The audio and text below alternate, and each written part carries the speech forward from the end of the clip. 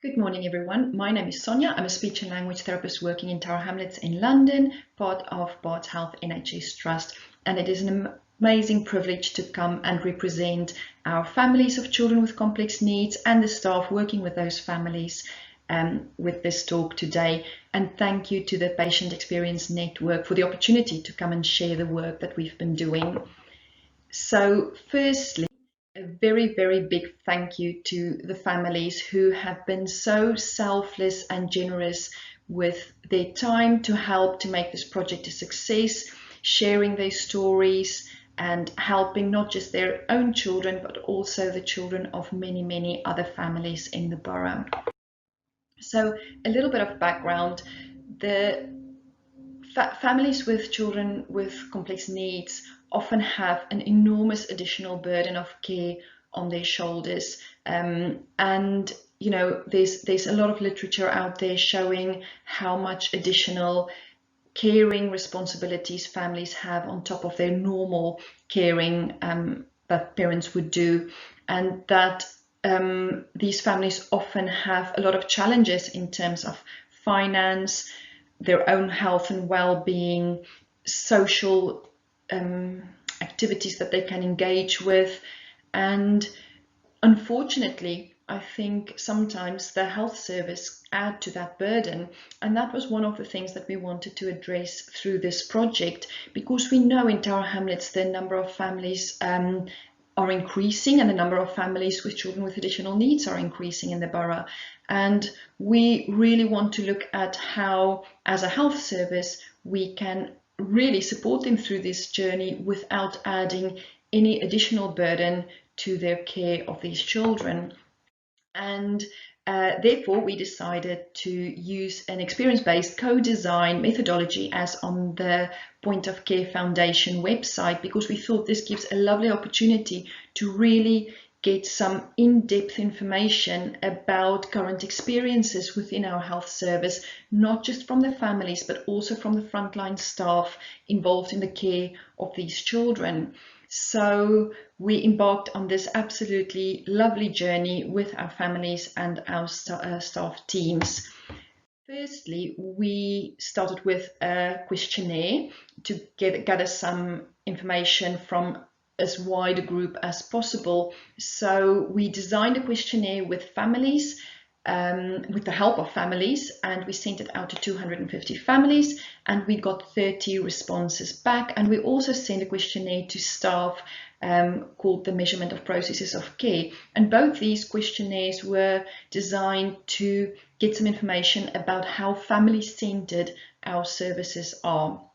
And this is just an example of the questionnaire that we designed for the families. And like I say, that was with the help of families. And even though there's not enough time here to go into depth about the results we got, it was really heartwarming to know that families felt that we are supporting them to be the best parents they can be for these children. But it always also highlighted some areas that we need to improve in, which we'll come to a little bit later. The next thing we did was a mapping exercise. So we looked at the health journeys of 4 children of different ages currently in the service, and we came together as an MDT and we mapped out their different contacts with our services. And that was quite shocking, I think, for everyone involved to realize what the additional burden on families are just in terms of appointments that they have to attend. And this is an example of one of those. So little Arthur, he had a significant journey, and in his first 3 years of life he had about 87 appointments each year. And that came to about an appointment every 3 days for the first 3 years of his life. You know, and managing that as parents, as working parents, must have been and was really, really challenging for his family. And we also discovered that, you know, of the 4 children that we looked at, they were known to about 14 different teams. And, you know, it's no surprise then that families find it quite stressful to navigate their time around all their appointments. The next thing we did was we had some interviews with families and with staff to talk about some of the information we gathered from the questionnaires and the mapping, and just get a little bit of a more in-depth view of life with a child with complex needs.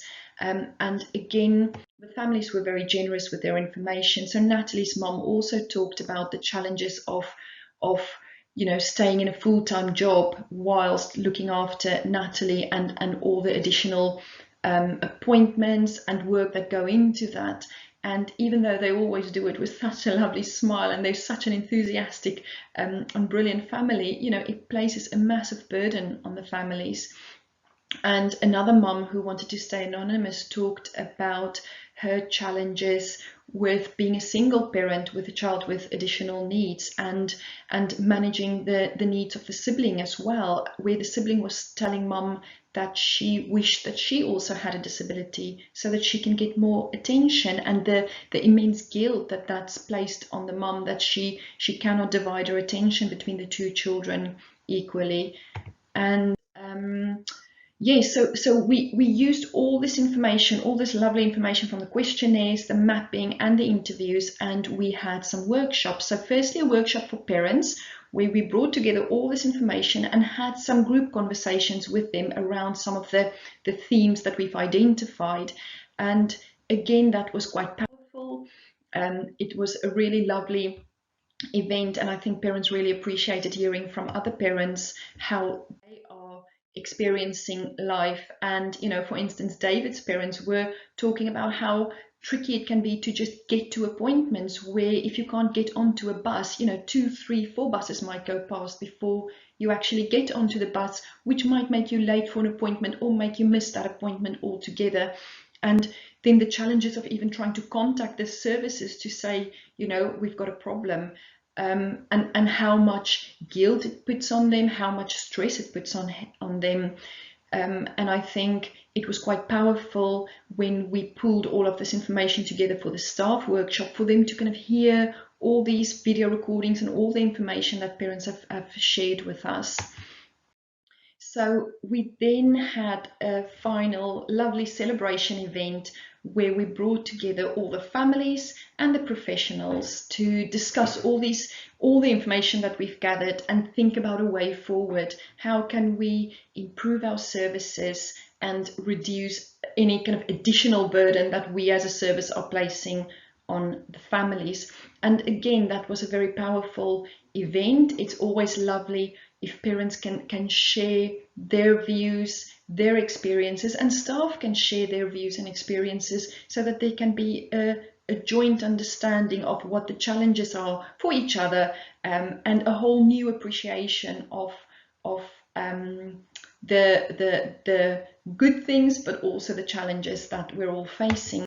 So I know you won't be able to see much of that, the kind of detail, but there were 4 themes that came out and 4 areas of improvement that everyone felt needed to be addressed. And that included kind of teamwork and coordination between all these services. Like I said previously, children are known to 14 services. It's really hard for parents to keep up with all that. And that links to the next theme about information sharing and having better sharing between teams, but also information for families about services that's available to them, and even information available to health professionals about services they can signpost families to, and better support for families' well-being.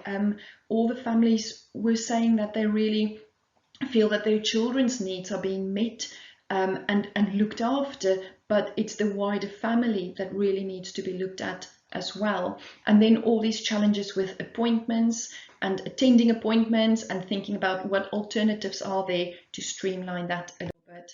And together we came up with some objectives for 2020, and that includes a parent steering group, updating the Barts website so that there's more information for both professionals and for parents about services available to them, thinking about how parents can contact services in a better and easier way, thinking about virtual appointment system, which obviously now during COVID we have worked very hard on, thinking about a What Matters to Me passport, where critical and crucial information about children can be shared between services without parents having to repeat themselves constantly, and a lead professional potentially that can help families to navigate this very tricky health system.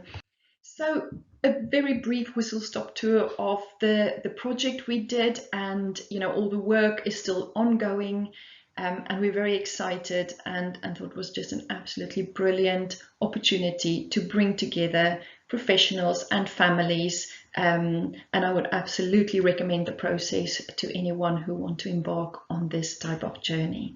Thank you.